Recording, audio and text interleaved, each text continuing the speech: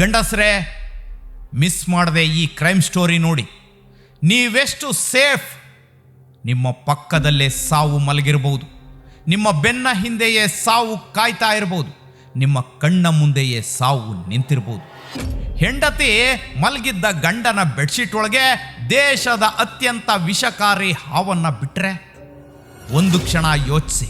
ಕೊಲೆ ಮಾಡೋಕೆ ಬಂದವನು ಗನ್ ತರಲಿಲ್ಲ, ಚಾಕು ತರಲಿಲ್ಲ, ವಿಷದ ಬಾಟಲಿಯನ್ನು ತರಲಿಲ್ಲ. ಬದಲಿಗೆ ಒಂದು ಗಾಜಿನ ಬಾಟಲಿಯಲ್ಲೇ ಸಾವನ್ನೇ ಜೀವಂತವಾಗಿ ಹೊತ್ತು ತಂದಿದ್ದ. ಆ ಬಾಟಲಿಯೊಳಗಿದ್ದದ್ದು ಒಂದು ವಿಷಕಾರಿ ಹಾವು. ಮರುದಿನ ಬೆಳಗ್ಗೆ ಹಾಸಿಗೆಯ ಮೇಲೆ ಗಂಡನ ಶವ. ಪಕ್ಕದಲ್ಲೇ ಕುಳಿತಿತ್ತು ವಿಷಕಾರಿ ಸರ್ಪ. ಮೊದಲ ನೋಟಕ್ಕೆ ದುರಾದೃಷ್ಟ ಅನ್ನುವಂತೆ ಕಂಡಿತ್ತು. ಆದರೆ ಪೊಲೀಸರ ತನಿಖೆ ಶುರುವಾಗುತ್ತಿದ್ದಂತೆ ಹಾವಿಗಿಂತಲೂ ವಿಷಕಾರಿ ಸಂಚು ಹೊರಬಂತು. ಇದು ಉತ್ತರ ಪ್ರದೇಶದ ಮೀರತ್ನಲ್ಲಿ ನಡೆದ ಭಾರತದ ಅತ್ಯಂತ ವಿಚಿತ್ರ ಕೊಲೆ ಪ್ರಕರಣಗಳಲ್ಲಿ ಒಂದು. ಸ್ನೇಕ್ ಮರ್ಡರ್ ಕೇಸ್ನ ಕಂಪ್ಲೀಟ್ ಡೀಟೇಲ್ಸ್ ಕೊಡ್ತೀನಿ. ಅದಕ್ಕೂ ಮುನ್ನ ನೀವಿನ್ನು ಚಾನಲನ್ನು ಸಬ್ಸ್ಕ್ರೈಬ್ ಮಾಡಿಲ್ಲ ಅಂದರೆ ದಯವಿಟ್ಟು ಸಬ್ಸ್ಕ್ರೈಬ್ ಮಾಡ್ಕೊಳ್ಳಿ. ಇದು ಪ್ರೇಮ ಕಥೆಯಿಂದ ಆರಂಭವಾದ deadly murder story. Atul Panwar 32 ವರ್ಷದ ಯುವಕ ಪತ್ನಿ ದಾಮಿನಿಯೊಂದಿಗೆ ಪ್ಲೇ ಹೋಮ್ ನಡೆಸ್ತಿದ್ದ. 2019ರಲ್ಲಿ ಇಬ್ಬರು ಪ್ರೀತಿಸಿ ಮದುವೆ ಆಗಿದ್ರು. ಒಬ್ಬ ಮಗನೂ ಇದ್ದ. ಹೊರಗಿನಿಂದ ನೋಡಿದ್ರೆ ಇದೊಂದು ಸುಖಿ ಕುಟುಂಬ. ಆದರೆ ಅದೇ ಶಾಲೆಯಲ್ಲಿ ವ್ಯಾನ್ ಚಾಲಕನಾಗಿದ್ದ ತುಷಾರ್ ದಾಮಿನಿಗೆ ಹತ್ತಿರವಾಗಿದ್ದ. ಸ್ನೇಹ ಸಂಬಂಧದ ಜೊತೆ ಇಬ್ಬರದ್ದು ಅನೈತಿಕ ಪ್ರೇಮ ಆರಂಭವಾಗಿತ್ತು. ಕೆಲವೇ ತಿಂಗಳಲ್ಲಿ ಈ ವಿಚಾರ ಗಂಡನಿಗೆ ಗೊತ್ತಾಯಿತು. ಅವನು ಇವರಿಬ್ಬರ ಆಟಕ್ಕೆ ಅಡ್ಡಿಯಾಗಿದ್ದ.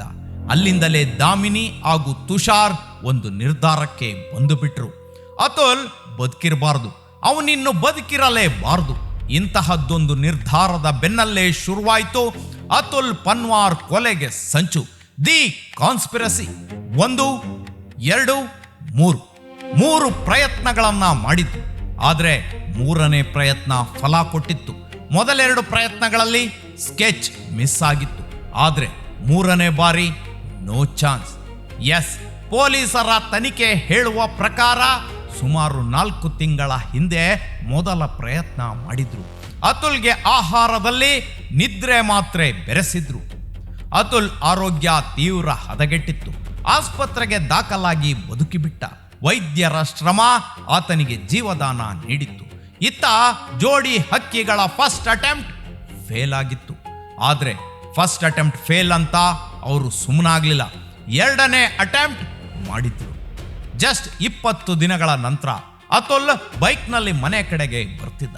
ಅಷ್ಟರಲ್ಲಿ ಒಂದು ಎರ್ಟಿಗಾ ಕಾರು ವೇಗವಾಗಿ ಬಂದು ಡಿಕ್ಕಿ ಹೊಡೆದಿತ್ತು. ಆದರೆ ಒಂದು ಹೆಲ್ಮೆಟ್ ಒಬ್ಬ ಮನುಷ್ಯನ ಜೀವ ಉಳಿಸುತ್ತೆ ಅನ್ನೋದು ನಿಜವಾಗಿತ್ತು. ಅವತ್ತು ಅತುಲ್ ಬದುಕಿದ್ದು ಹೆಲ್ಮೆಟ್ನಿಂದ. ಸಣ್ಣ ಪುಟ್ಟ ಗಾಯಗಳಾದವು. ಅತುಲ್ ಪೊಲೀಸರಿಗೆ ದೂರು ಕೊಡೋಣ ಅಂದ. ಆದರೆ ಪತ್ನಿ ದಾಮಿನಿ ದೂರು ಕೊಟ್ಟು ಏನು ಪ್ರಯೋಜನ, ಗಾಡಿ ನಂಬರ್ ಯಾವುದು ಅಂತ ಗೊತ್ತಿಲ್ಲ ಅಂತೇಳಿ ದಿಕ್ಕು ತಪ್ಪಿಸಿದ್ಲು. ಅತ್ತ ಗಂಡ ಗಾಯಗೊಂಡು ನರಳುತ್ತಿದ್ರೆ ಇತ್ತ ಆತನ ಪತ್ನಿ 3ನೇ ಪ್ರಯತ್ನಕ್ಕೆ ಪ್ಲಾನ್ ಹುಡುಕುತ್ತಿದ್ಲು. 3ನೇ ಅಟೆಂಪ್ಟ್ ಪಕ್ಕಾ ಪ್ಲಾನ್ ಮಾಡಿದ್ರು. ಈ ಬಾರಿ ಸಂಚು ಮತ್ತಷ್ಟು ಭಯಾನಕವಾಗಿತ್ತು.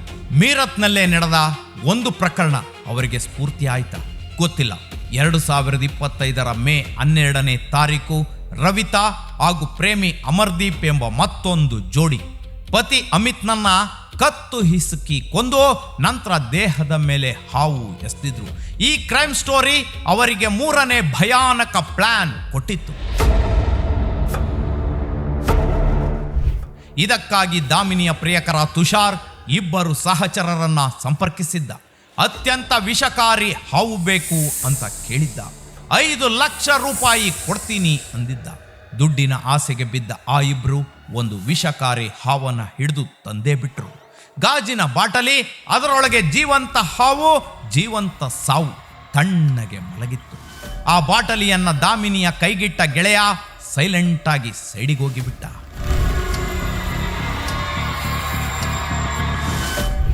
ಅದು ಅತುಲ್ ಪಾಲಿಗೆ ಮರಣದ ರಾತ್ರಿ. Yes, the death day. 16ನೇ ತಾರೀಕು ಗುರುವಾರ ರಾತ್ರಿ ಅತುಲ್ ಎಂದಿನಂತೆ ಊಟ ಮಾಡಿದ್ದ.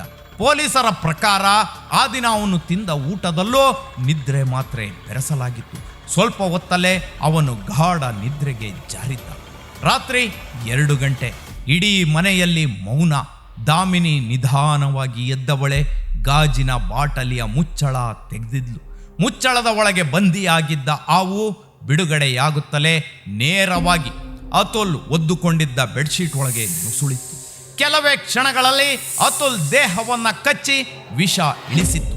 ಈ ಸೀನ್ ನೆನಪಿಸ್ಕೊಂಡ್ರೆ ಸ್ವರವೇ ಬರೋದಿಲ್ಲ ಅಲ್ವಾ? ಉಸಿರು ನಿಂತು ಹೋದಂತೆ ಆಗುತ್ತೆ ಅಲ್ವಾ? ಸ್ಪಾಟಲ್ಲೇ ಅತುಲ್ ಉಸಿರು ನಿಲ್ಲಿಸಿದ್ದ. ಹಾವು ಆ ಬೆಡ್ಶೀಟ್ ಒಳಗೆ ತಣ್ಣಗೆ ನಿದ್ರೆಗೆ ಜಾರಿತ್ತು. ಗಂಡನ ಬೆಡ್ಶೀಟ್ ಒಳಗೆ ಹಾವು ಬಿಟ್ಟ ದಾಮಿನಿ ಮಗುವಿನೊಂದಿಗೆ ಬೇರೆ ರೂಮಿಗೆ ಹೋಗಿ ಬೆಚ್ಚನೆಯ ನಿದ್ದೆ ಮಾಡಿದ್ಲು. ಬೆಳಗ್ಗೆ ಎದ್ದವಳೆ ಅಯ್ಯೋ ಹಾವು ಹಾವು ಅಂತ ಚೀರಿಕೊಂಡಿದ್ಲು. ನೆರೆಹೊರೆಯವರು ಓಡಿ ಬಂದಿದ್ರು, ಹಾವನ್ನ ಹಿಡ್ದಿದ್ರು. ಅತುಲ್ ನಿದ್ರಾ ಸ್ಥಿತಿಯಲ್ಲೇ ಇದ್ದ. ಆದರೆ ಅದಾಗಲೇ ಉಸಿರು ನಿಂತು ಹೋಗಿತ್ತು. ಆ ತಕ್ಷಣಕ್ಕೆ ಇದು ಹಾವು ಕಡಿತದಿಂದ ಸಂಭವಿಸಿರುವ ಸಾವು ಅಂತಲೇ ಎಲ್ಲರೂ ಭಾವಿಸಿದ್ರು. ಎಲ್ಲವೂ ಸಹಜವಾಗೇ ಇತ್ತು. ಆದರೆ ಅತುಲ್ ಕುಟುಂಬಕ್ಕೆ ಇದು ಸಹಜವಾಗಿ ಕಾಣಲಿಲ್ಲ. ಅವರ ಮನದಲ್ಲಿ ಅನುಮಾನ ಮೂಡಿತ್ತು. ಹೀಗಾಗಿ ಪೊಲೀಸರಿಗೊಂದು ದೂರು ಕೊಟ್ಟೇ ಬಿಟ್ರು. ಇತ್ತ ಪೊಲೀಸರು ತನಿಖೆ ಆರಂಭಿಸಿದ್ರು. ಮೊಬೈಲ್ ಕಾಲ್ ಡೀಟೈಲ್ಸ್, ಚಾಟ್ಗಳು, ತುಷಾರ್ ಮೊಬೈಲ್ನಲ್ಲಿದ್ದ ಹಾವಿನ ಫೋಟೋ, ಹಿಂದೆ ನಡೆದಿದ್ದ 2 ಅಟೆಂಪ್ಟ್ಗಳು, ಅಪಘಾತ, ನಿದ್ರೆ ಮಾತ್ರೆ ಎಲ್ಲವೂ ಒಂದೊಂದಾಗಿ ಸೇರತೊಡಗಿದ್ವು. ಕೊನೆಗೆ ದಾಮಿನಿ, ತುಷಾರ್, ಸೋನು, ಉದಯ್ 4ರನ್ನು ಬಂಧಿಸಲಾಯಿತು. ತನಿಖೆಯಲ್ಲಿ 20 ಲಕ್ಷದ ಜೀವ ವಿಮೆ ಹಣದ ಅಂಶವು ಬೆಳಕಿಗೆ ಬಂತು. ಎಸ್, ತುಷಾರ್ ಲೈಫ್ ಇನ್ಶೂರೆನ್ಸ್ ಮಾಡಿಸಿದ್ದ. ಆ ಹಣದ ಜೊತೆಗೆ ಗೆಣೆಕಾರನ ಜೊತೆ ಪರಾರಿಯಾಗೋ ಪ್ಲಾನ್ ಮಾಡಿದ್ಲು ದಾಮಿನಿ. ಆಶ್ಚರ್ಯ ಅಂದ್ರೆ ಇದೇ ಮೀರತ್ ಪ್ರದೇಶದಲ್ಲಿ 2025ರಲ್ಲೂ ಇದೇ ರೀತಿಯ ಮತ್ತೊಂದು ಪ್ರಕರಣ ನಡೆದಿತ್ತು. ರವಿತಾ ಮತ್ತು ಆಕೆಯ ಪ್ರೇಮಿ ಗಂಡನನ್ನ ಕೊಂದು ನಂತರ ಹಾವು ಕಚ್ಚಿದಂತೆ ಚಿತ್ರಿಸೋಕೆ ಯತ್ನಿಸಿದ್ರು. ಆ ಪ್ರಕರಣದಿಂದ ಸ್ಫೂರ್ತಿ ಪಡೆದಳ ದಾಮಿನಿ ಅಥವಾ ಪ್ಲಾನ್ ಕಾಕತಾಳೀಯವ? ಈ ಪ್ರಶ್ನೆಗೆ ಪೊಲೀಸ್ ತನಿಖೆಯೇ ಉತ್ತರಿಸಬೇಕು. ಒಂದು ಕಾಲದಲ್ಲಿ ಹಾವು ಕಚ್ಚಿದ್ರೆ ಅದನ್ನ ಅಪಘಾತ ಅಂತ ನಂಬ್ತಿದ್ವಿ. ಆದರೆ ಈಗ ಹೇಗೆ ನಂಬೋದು ಹೇಳಿ? ಹಾವೇ ಆಯುಧವಾಗ್ತಿದೆ. ಈ ಕಥೆಯಲ್ಲಿ ಅತುಲ್ ನನ್ನ ಕೊಂದದ್ದು ಹಾವಿನ ವಿಷವೋ ನಂಬಿಕೆಯ ದ್ರೋಹವೋ? ಕೊನೆಯಲ್ಲಿ ಉಳಿಯೋದು ಒಂದು ಪ್ರಶ್ನೆ: ಮನೆಯೊಳಗೆ ನಂಬಿದ ವ್ಯಕ್ತಿಯೇ ಸಾವನ್ನ ಆಹ್ವಾನಿಸಿದ್ರೆ ಅದಕ್ಕಿಂತ ದೊಡ್ಡ ವಿಷ ಇನ್ನೊಂದಿದೆಯಾ? ಕಾಮೆಂಟ್ ಮಾಡಿ ತಿಳಿಸಿ. ಇಂತಹ ಡಿಫ್ರೆಂಟ್ ಕ್ರೈಮ್ ಸ್ಟೋರಿಗಳಿಗಾಗಿ stay tuned Suman TV Kannada.